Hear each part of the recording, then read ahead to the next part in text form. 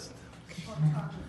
So happy Chanukah to everyone. Happy Chanukah. Welcome to Mini Yeshiva, our series for this year, 2019-20 vacation season.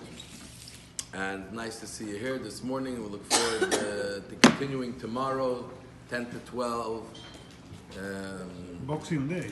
And but 12, the stores don't open till after 12 anyways.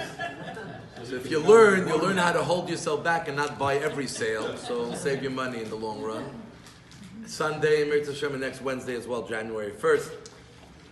Today, as we're in the holiday of Chanukah, the focus today will be all about Chanukah. We're going to cover Chanukah today. And the other days we have you see the topics that are out there. We have other things that we're going to talk about.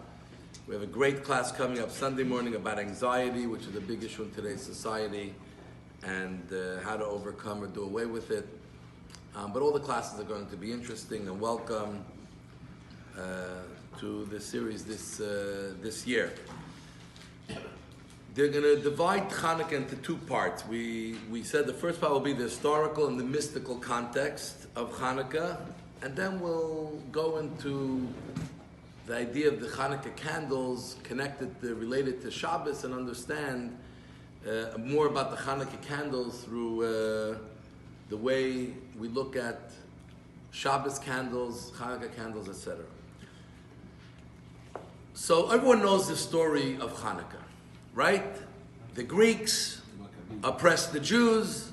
A small group of Maccabees, Chashmonai family, the Chashmonaim, from the city of Modi'in, Matisyahu and his children decided to stand up after a specific incident that happened where they forced someone in the city to sacrifice for an idol.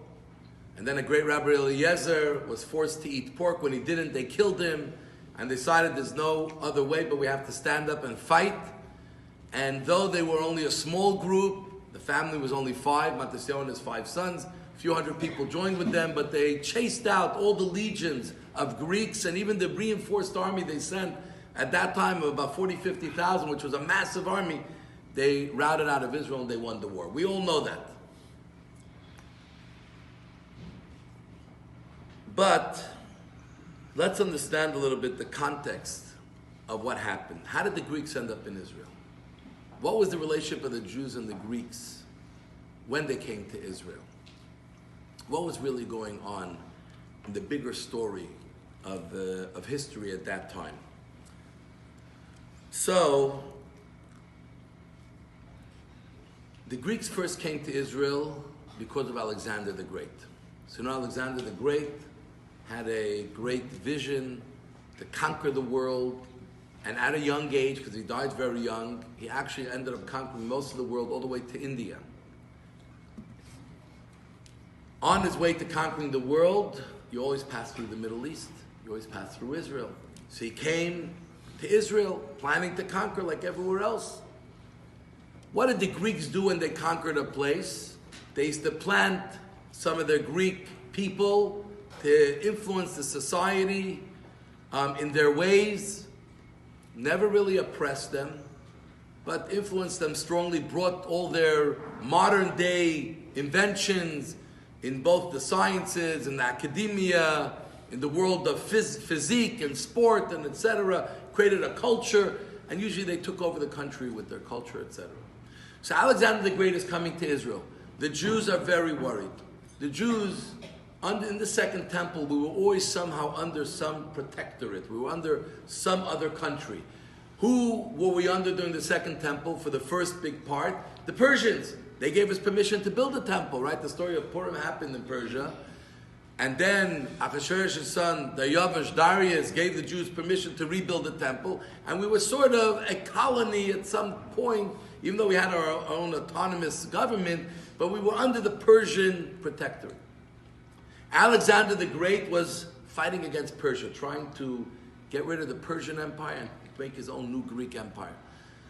The Jews hear Alexander is coming. They heard what they heard about him, and it didn't seem very, very good because he tries to bring his culture and his ways to the places that he comes. The Jews didn't know the Greeks. They were from Europe. the Jews are from Asia. I had no idea who the Greeks are. They never interacted with them. They never met them. They didn't know who they were.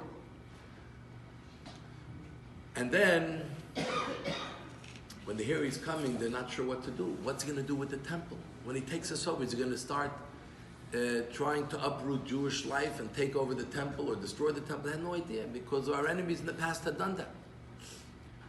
So the rabbi said, we have to do something.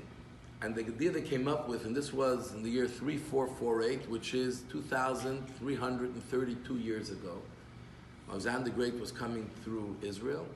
They decided to send a delegation of great rabbis and leaders, led by Shimon HaTzadik, who was a Kohen Gadol.